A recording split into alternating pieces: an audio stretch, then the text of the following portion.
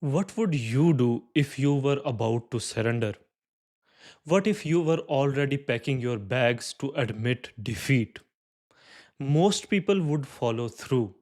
They would walk away and never look back. But Marwan ibn Hakam did something different. He turned around and he ended up founding a dynasty. Hey everyone, I am Ali, and today we are talking about one of the most remarkable political comebacks in early Islamic history. The man who went from almost swearing allegiance to his enemy to becoming Caliph himself.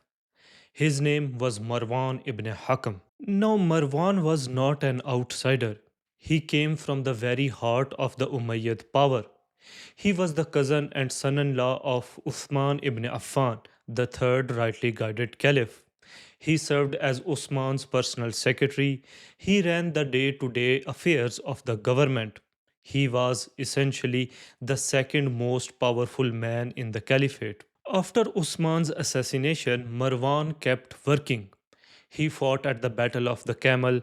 He served as the governor of Medina under Muawiyah, always second, always supporting someone else's throne. But that was about to change. Then in 683 AD, Yazid died. His son Muawiyah II was sickly and weak.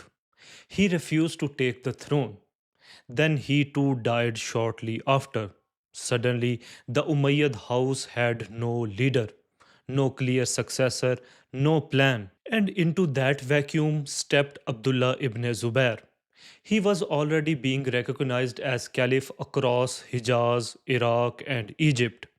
Even the Umayyad governor of Damascus was considering pledging loyalty to him. The Umayyads were crumbling, and Marwan could see it. So, what did he do? He started packing his bags to go to Mecca, to surrender, to swear allegiance to Ibn Zubair himself. He was done. But then came Jabiyah Conference in 684 AD. Two powerful men sat down with Marwan.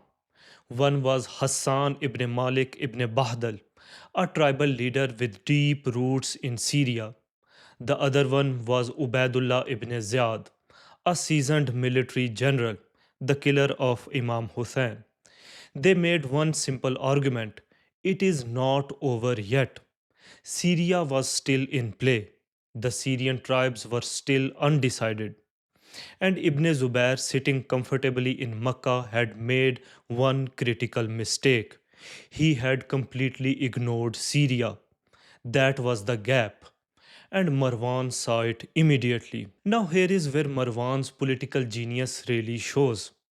He did not just say that I am Caliph and follow me. That would not work. He did not have the religious prestige of Ibn Zubair. He did not have the same level of public legitimacy. So he did something smart. He reframed the entire conflict. So Syria had two major tribal groups, the Yaman and the Qays. These two groups had a long history of rivalry.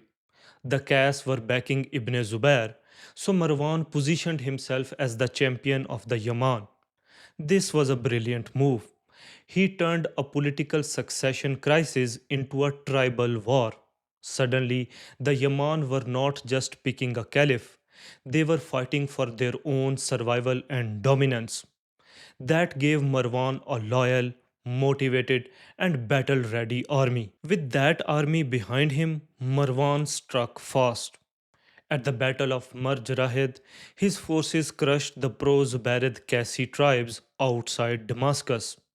It was a decisive and bloody victory. Syria was now his. But he did not stop there. He immediately marched on Egypt. This was the key move. Egypt was the economic heart of the empire. Whoever controls Egypt controls grain supply, the tax revenue, and the treasury. Ibn Zubair had governors in Egypt. Marwan simply removed them. He took the province for himself. Now he had the military power of Syria and the economic power of Egypt. Marwan's reign lasted less than a year. He died in 685 AD. But in that short time, he completely changed the game. He secured the succession for his two sons, Abdul Malik and Abdul Aziz. He broke old tribal agreements that no longer served him. He made sure that when he was gone, the house of Marwan would carry on. And carry on they did.